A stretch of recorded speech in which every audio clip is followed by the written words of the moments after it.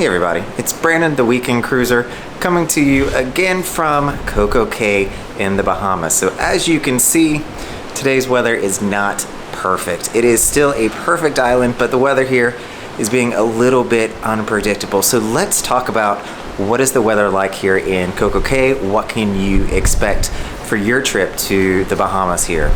So a little bit of history about this island. So before we had the perfect day CocoCay experience, there was tender service to the island. So you had to get off on a tender boat and then you would carry over to the actual island, and that didn't always work. So it was probably about a 50% chance, in my opinion, that you would actually make it over to the island, and it became known as the Coco no-go because oftentimes you weren't able to even get to the island.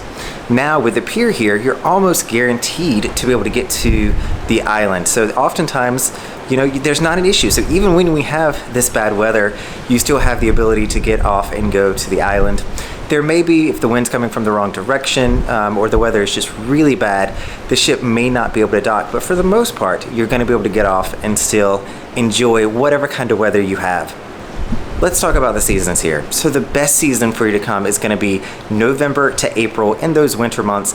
It is the drier time here in CocoCay as well, and you don't have a lot of that moisture that is coming through. However, if you're gonna be coming May to October, recognize that that is the rainy season. It is the summer, it is hot, but it also has the ability to rain a lot here as well. It's also 1 month before hurricane season, so not uncommon that you're gonna have a lot of really bad weather, tropical moisture coming through. You're gonna see all sorts of weather when you're coming during that period of time.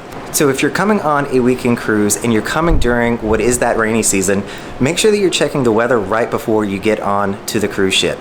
So if you're boarding on a Friday, hopefully you're gonna know about what the weather's gonna look like for Saturday or Sunday.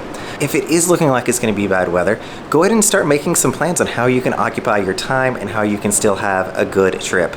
The first thing I'll say is make sure that you go to the spa, make an appointment, and make a pamper day for yourself. There is no better way out there to take care of yourself than be pampered in the spa, really relax, and to get away.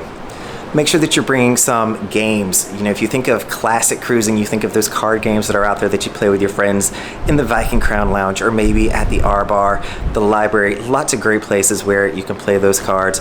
Bring an iPad or laptop so that you can watch movies, keep the kids involved.